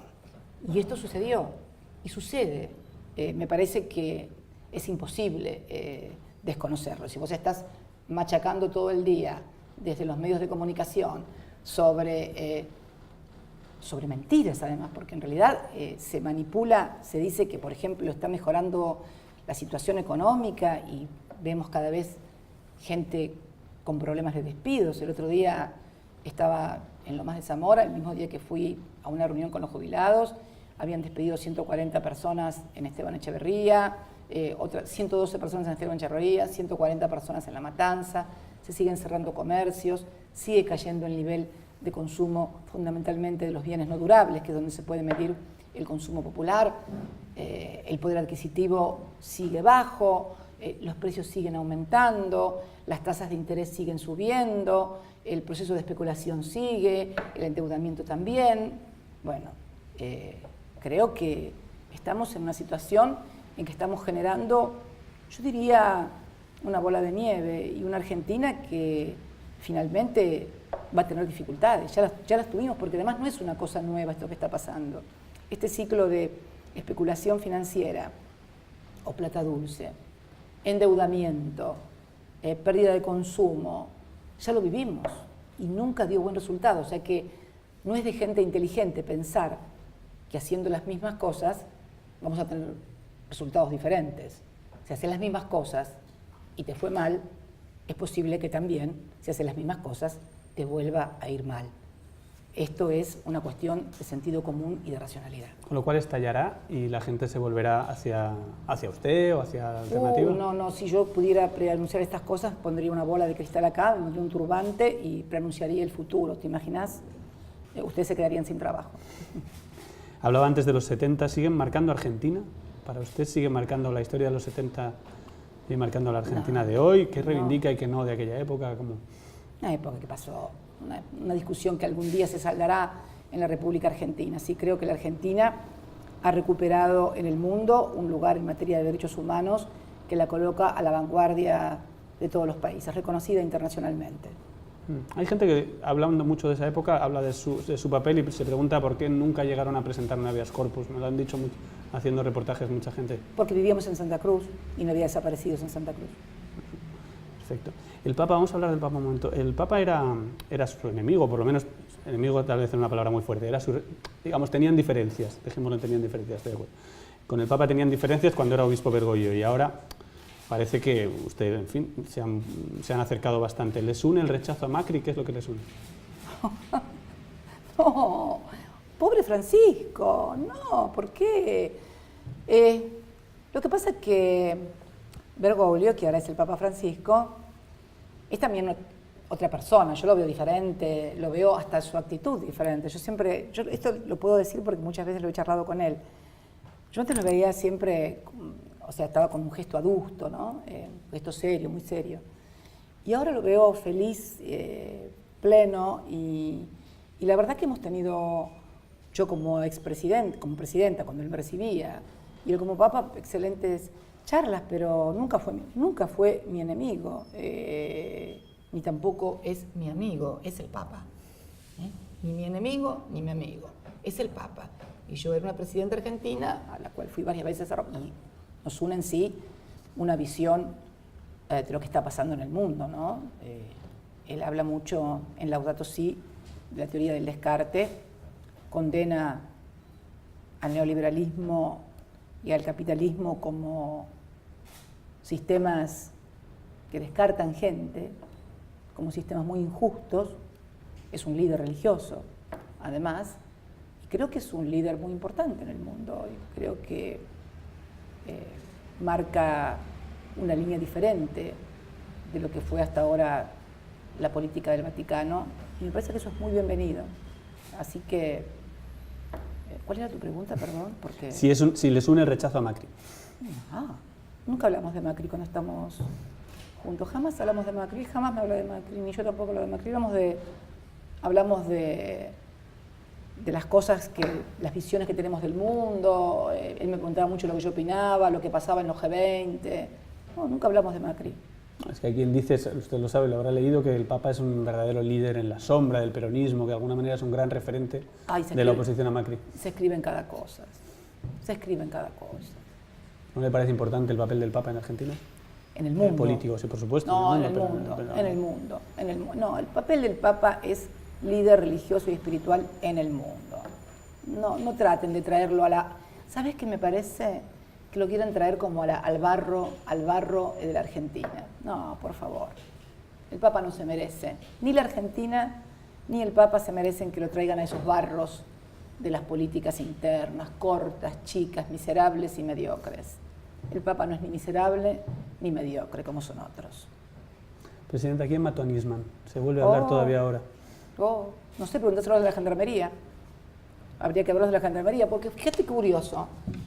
La Gendarmería no puede decirnos dónde está Santiago Maldonado después de 50 días, después de un operativo donde participó ella, y parece ser que ha descubierto quiénes son los que lo mataron hace 3 años. Y bueno, habría que preguntárselo a la Gendarmería, calculo que se lo explicarán al juez. Pero se supone que nadie tiene más información en un país que un presidente, y usted era presidenta en ese momento. No. ¿Cuál es? Ya lo dije en ese momento. Yo hablé por cadena nacional, lo dije el otro día. Repetir, ya lo dije. Mira, cuando pasó un hecho que conmocionó al país, hablé por cadena nacional como corresponde que un presidente hable cuando un hecho conmociona a la sociedad. Ya di mi opinión en ese momento y la sigo manteniendo y sosteniendo. Me gustaría que Macri hiciera lo mismo con el caso de Santiago Maldonado. Un hecho que ha conmovido y conmocionado al país. Han pasado más de 50 y pico de días y lo único que sabemos es que el presidente almuerza con el director general de Gendarmería y no se ha dignado ni a llamar a la madre, ni a hablar con la familia, ni mucho menos a hablar al país. Merecería el país escuchar la palabra del presidente respecto de Santiago Maldonado. En lo personal es bastante obvio, y obviamente no quiero entrar ahí, que hay una Cristina antes y después de la muerte de Néstor, pero en lo político que sí me interesa... Perdón, ¿cómo es eso? Obviamente, hay una Cristina antes y después de la muerte de Néstor. ¿Cómo sería esa Cristina antes y después? Digo, no sé, no lo sé. No, perdón. Vos haces afirmaciones que después no explicás. No, perdón, quiero decir que una... No, vos me dijiste, hay una Cristina antes, bueno, decime vos cuál, para mí esa Pregunto, digo, que entiendo que una situación como esa tan complicada... es trágica. No, dolorosa. Dolorosa y por tanto cambia. No. Dolorosa, no complicada. Por supuesto, muy dolorosa. No, me refería a si políticamente cree que cambió su historia, la historia de este país. ¿Hasta qué punto cree que hay un antes y un después? Es una pregunta difícil. Mi vida sí, claro, cambió sin él, mi vida cambió, obviamente, pero es una cuestión personal y también política, ¿no? Porque sí, claro que cambió. Sí, claro que cambió. Me hubiera gustado que estuviera más tiempo al lado mío, o yo al lado de él, no sé. Pero bueno, la vida es así. Y tenemos que hacer frente a la vida y las circunstancias. Estaba presidiendo el país, tuve que arreglarme como pude, emocionalmente, anímicamente, y fundamentalmente sí, porque yo sentí como que tenía que cumplir una obligación, no solamente con mi país, sino con él, que yo le debía a él también tener que estar entera y aparecer entera, porque sentía como que el país me miraría a ver si yo estaba en condiciones frente a un hecho de esa naturaleza de hacer frente a una situación como la de presidir un país después de un golpe, de un cimbronazo tan fuerte. No era solamente mi compañero de vida el que se había ido, era mi compañero de toda la vida, de militancia, de la política y demás. Fue duro, es duro todavía es duro estar sin él. Y lo he tratado de hacer lo mejor posible. Por él, por mis hijos, por mí, por nosotros, también por la responsabilidad que me dio la sociedad muy fuerte, muy grande, en el 2007 y en el 2011. Y cuando el 9 de diciembre, en una plaza muy particular, una plaza diferente de otras plazas, la plaza del 9 de diciembre fue una plaza, no fue una plaza de militancia ni de militantes, fue una plaza de gente suelta, de gente común, que fue a despedirnos. Sentí que había cumplido, que seguramente había cometido errores, que seguramente faltaban pilas de cosas por hacer, porque siempre hay muchas cosas para hacer, nunca nadie termina de hacer algo en un gobierno. Siempre hay gente a la que no se pudo llegar, hay gente que vive una situación de injusticia, etcétera, etcétera, pero sentí que ese día me estaba acompañando, de algún lado me estaba acompañando, así lo sentí. Y si fui la misma, no, claro, nadie es el mismo. Tampoco sos distinto, sos el mismo sin una parte, por lo cual te falta esa parte.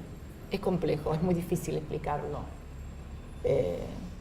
pero pudimos hacerlo. Muchos creyeron que no iba a poder, porque fue muy duro, y sin embargo pudimos hacerlo. Él siempre me decía que yo era muy fuerte, y que era más fuerte que él, me decía inclusive. Pero, bueno, la verdad que cuando pienso en él, pienso todo lo que vivimos, pienso que la vida nos dio cosas y también nos quitó muchas, ¿no? Porque yo jamás hubiera pensado que podía presidir el país. Ya que te acordás tanto de los 70, de cuando yo era joven, ¿qué iba a pensar yo en los años 70 que iba a ser presidenta de la República, la primera mujer presidenta? y además reelecta por esa cantidad de votos y con tanta diferencia del que saliera segundo. Y que iba a pensar que él se iba a ir tan joven en su plenitud, porque estaba en su plenitud, pero bueno, son las cosas de la vida, ¿no? Y aquí estamos. ¿Y cree que volverá algún día al poder? ¿O tal vez su tiempo pasó? Nunca me, así como nunca me planteé ser presidenta, nunca me planteé el tema de la carrera, soy esto, mañana soy esto, voy a hacer esto, voy a hacer lo otro. No, nunca. Siempre hice, te lo dije hoy cuando charlábamos, nunca hice lo que yo quería, siempre hice lo que yo debía. Siempre tenía un concepto del deber, de la responsabilidad muy fuerte, que es bueno, pero que también tiene dificultades. Cuando vos te sentís excesivamente responsable, como que vos querés, como pensás que podés hacerlo todo y bien, y por ahí muchas veces tenés que decir, con esto no puedo, ¿cómo hago? Pero eso es no por omnipotencia, sino por un exceso de responsabilidad muy fuerte. Lo tuve desde muy joven, de cuando estudiaba, y no me iba con ninguna bolilla sin saber, porque pensaba que y la única vez que me fui sin bolilla sin saber, la única vez, fue la única materia que desaprobé en toda mi carrera. Pero no me refería a si quería y de su voluntad, sino así como análisis político, si cree que puede, o Argentina ha cambiado, tal vez los argentinos se cansaron de usted. Puede pasar, en los ciclos políticos esas cosas pasan. No me planteo, son hipótesis que no me planteo, para nada. Como no me planteaba tampoco ser senadora, en definitiva. ¿Cómo se imagina su futuro, 2020? ¿Qué estará haciendo? Y por lo pronto estar viva sería gran cosa. Hombre, eso seguro. En este mundo y con las cosas que pasan, estar viva sería una gran cosa. ¿Por qué terminamos ya con esto? ¿Por qué Lula vuelve? Que no hemos hablado de Lula, si quiere, también hay un proceso en toda América Latina, está pasando. Lula vuelve, Evo quiere repetir. Como Merkel. Sí, por supuesto. Yo hablo de Latinoamérica porque estamos aquí. Pero que va por el cuarto mandato con el 33% de los votos. Y Helmut Kohl estuvo 16 años. En Europa tiene cierta... No, pero digo, podemos hablar de Merkel. Podemos incluir a Merkel, lo que quiera, no hay problema. No, que sí, incluyamos a Merkel. Merkel, Piñera, no es solo un... Rajoy, ¿por qué gobierno? Rajoy. Rajoy lleva 9 años. Digo, y 9 años medios porque tuvieron que hacer como 3 elecciones para que quedara. Fue bastante complejo y complicado. Sí. ¿Por qué es tan difícil dejar el poder? ¿Por qué es tan difícil? Para mí no fue difícil. Para mí no fue difícil. Bueno, pero está intentando volver a recuperarlo. No. ¿Pero qué? ¿Una senaduría, el poder? Pero, no, todo el mundo asume que es el primer paso para en 2019, digamos, si no Para es mí así. no fue fácil. ¿Querés que te cuente algo? Cuando, un día charlando con Daniel Scioli, te voy a dar una primicia que nadie sabe. Mira vos. Una vez charlando con Daniel Scioli, en la campaña, él me dijo, ¿por qué no vas, Cristina, de primera diputada? O sea, él quería que yo fuera de primera diputada nacional en la lista de la provincia de Buenos Aires le decía, porque vas a ayudar a traccionar votos, anda de candidata a diputada, ya que vos me decís que el poder. Y yo le dije, no, Daniel, van a decir, si yo voy de candidata a diputada nacional, porque él decía que eso traccionaba y ayudaba a los votos, por ahí tenía razón, pero bueno. Yo dije, si voy de candidata a primera diputada, ¿sabes lo que van a decir? Que voy de comisaria política tuya, que voy para controlarte desde la Cámara de Diputados, sería muy malo. No, déjame que yo me voy a casa. No, nunca me sedujo el poder. Además, si me hubiera seducido el poder, me hubieras visto como a muchos otros en las fiestas. ¿Viste ¿Vos te acordás en las fiestas en las cuales van en la época de los 90, en las galas de beneficencia, todas esas cosas que son los atributos del poder, los círculos? Nada. Nosotros teníamos una vida muy familiar, muy de no asistir a galas, ni tampoco participar en fiestas. No, al contrario. El poder es, o el gobierno más que el poder, para hablar en términos correctos, es un tema muy complejo, te demanda mucho tiempo. Estás desde la mañana yo me levantaba, me acuerdo que cuando una persona me vio en Calafate, después de 6 o 7 meses de dejar de ser presidenta, me dijo, tenés otra cara, Cristina, me decía, estás distendida. Yo estaba tensa, porque estás siempre pensando qué es lo que va a pasar, qué es lo que te van a hacer, con qué diario me levanto, hoy me levanto a la mañana y qué pasa, qué no pasa. Es una tensión muy fuerte estar en el gobierno, sobre todo un gobierno que toma decisiones que no son simpáticas para los círculos concentrados del poder. Vos te imaginás un gobierno que recuperó las AFJP, un gobierno que recuperó el manejo de los hidrocarburos en Argentina, en fin, no genera simpatías en los círculos de poder ni en determinados círculos internacionales, con lo cual siempre estás un poco tensa, como que de dónde va a venir el zarpazo, de dónde va a venir... Y entonces, al contrario, en absoluto, pero ya mira, te digo, podría haber sido diputada nacional y no lo fui. No, en absoluto. Pero no tiene sucesor, o sea, ¿por qué es tan difícil? ¿Sucesor? Bueno. Sí, tengo mis 2 hijos, cuando me muera me van a suceder mis 2. No, ni tampoco, porque les dejé todo... ¿Qué palabras, digamos, no tiene relevo, no es el gran problema también de... O sea que para vos sos muy importante, porque si no tengo relevo es que soy muy importante. Bueno, que es muy importante no es discutible, por eso estamos haciendo esta entrevista. Pero, digo... no, nadie tiene... ¿Quién es su relevo? No tiene sucesor. Te podría contestar con un lugar común de lo que dijo Perón cuando fui a la plaza el 12 de junio, ante el último discurso. No te lo voy a responder porque es un lugar común.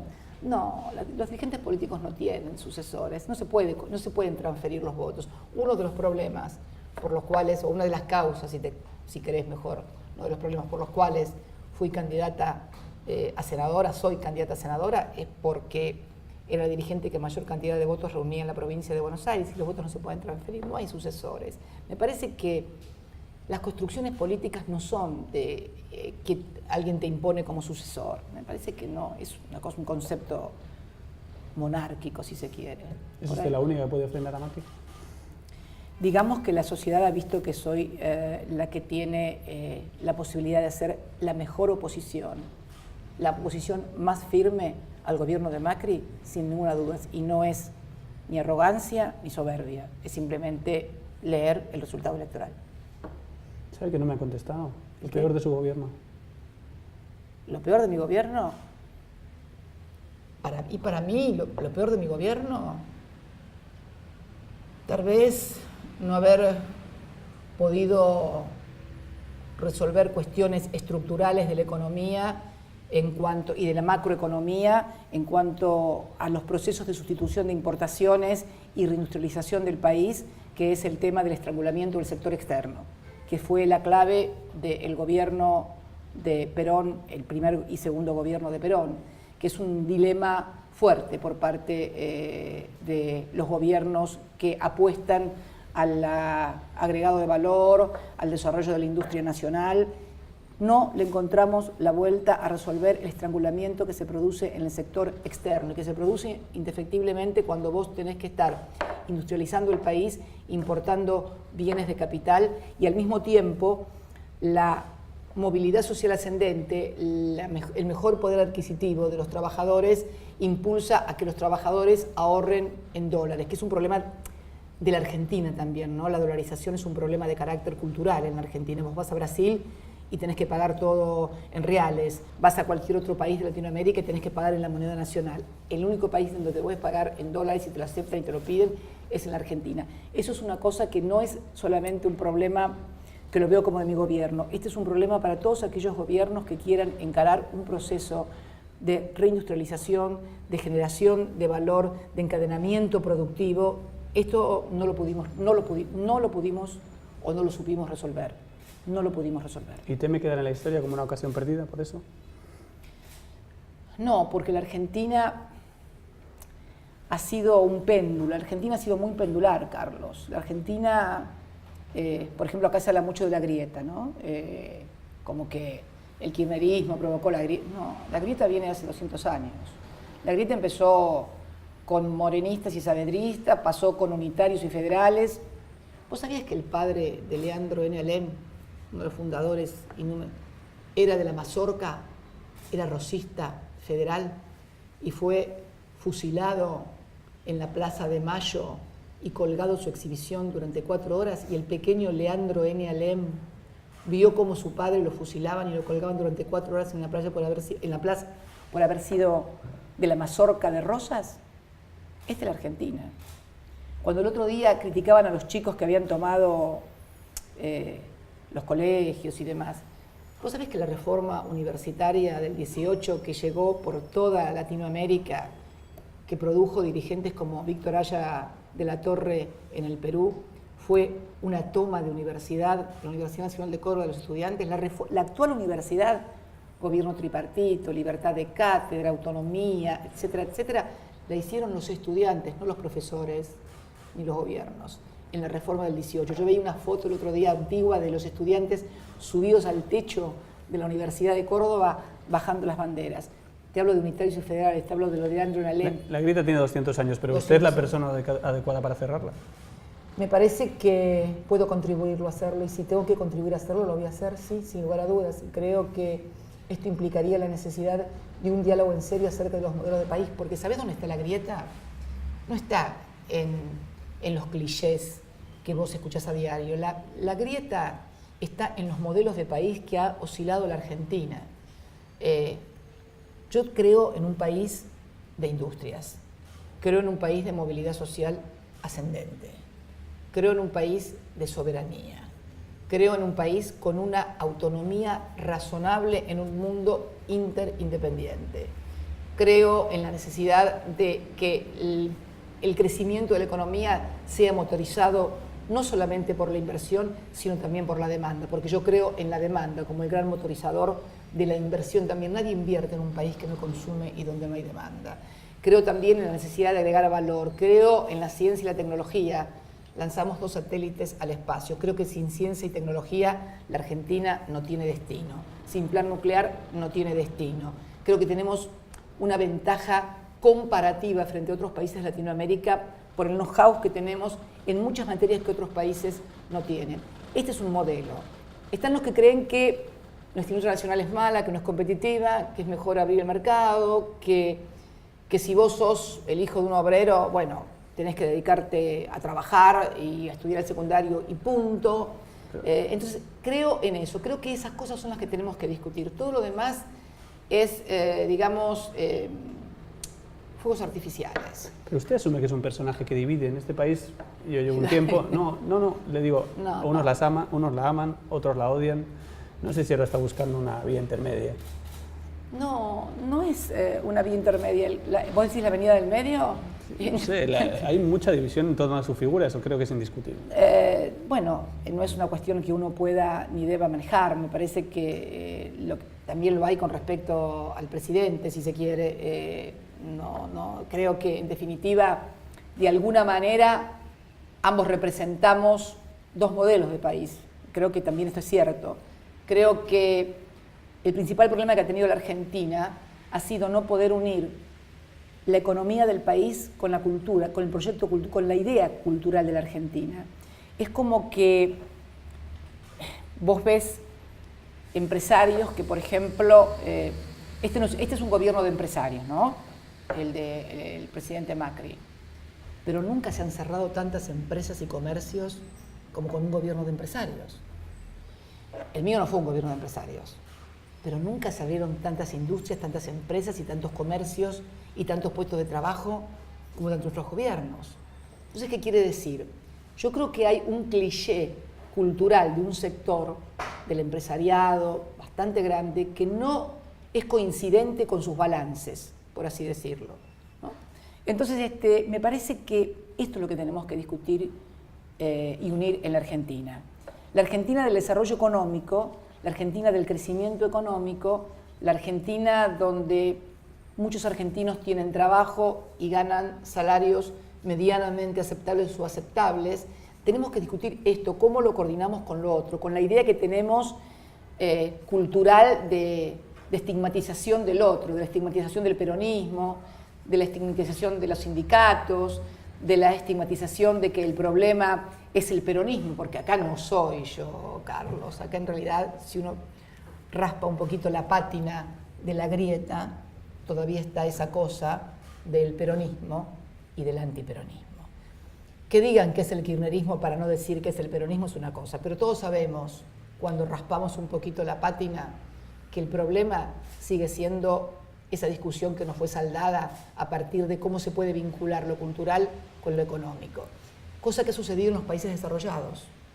Cosa que ha sucedido en los países. Anda a hablar mal de la industria nacional en Alemania o en Estados Unidos. Yo una vez conté en una reunión de empresarios en Alemania, en Berlín, que acá había habido una etapa en el país donde la propaganda del gobierno era que uno se sentaba en una silla de industria nacional y la silla se rompía y era una porquería.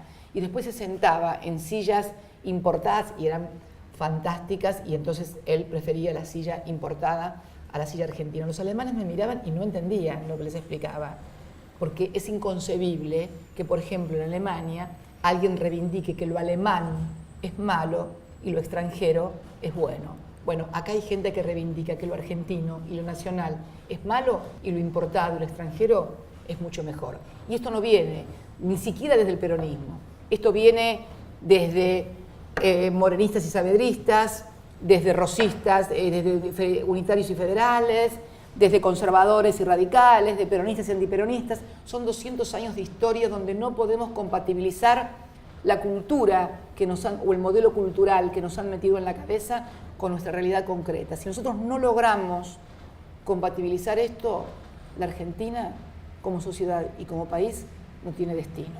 Va a entrar a los tumbos de un péndulo, de un modelo de consumo, de demanda, de salarios con poder adquisitivo, de cobertura social, de ingresos indirectos a través de programas que permiten mejorar la calidad de vida, de una industria nacional, a esto que estamos viviendo hoy, y que en algún momento esto finalmente va a ser agua, porque ya está siendo agua, es inconsistente. Entonces, prepararnos de vuelta para qué, para otro 2001, para que lo que pase, ya vivimos demasiadas crisis. En el 89 vivimos la crisis que había empezado en el 76, vino la convertibilidad, la crisis del 2001, la convertibilidad. Nosotros terminamos 3 periodos de gobierno sin crisis. No había crisis en la Argentina. Es la primera vez que un gobierno termina 3 periodos completos sin crisis, en una plaza llena con la gente despidiéndolo, que faltaron cosas, que se hicieron cosas que podrían haberse hecho mejor, que tuvimos errores, sin lugar a dudas, pero en el balance, porque en un gobierno no es todo estaba bien o todo estaba mal.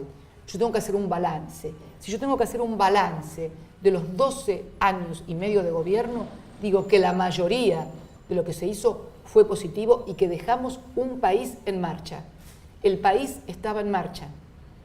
Y yo sinceramente pensé que ellos, como venían con el favor de todo el sector empresarial y el establishment, iban a aprovechar eso.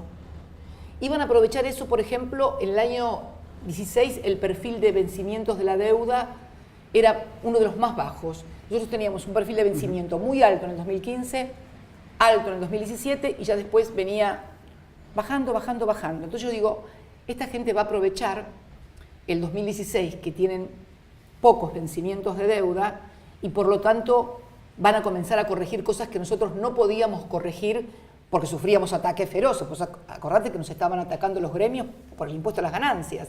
Yo creía que ellos iban a abordar ese tema.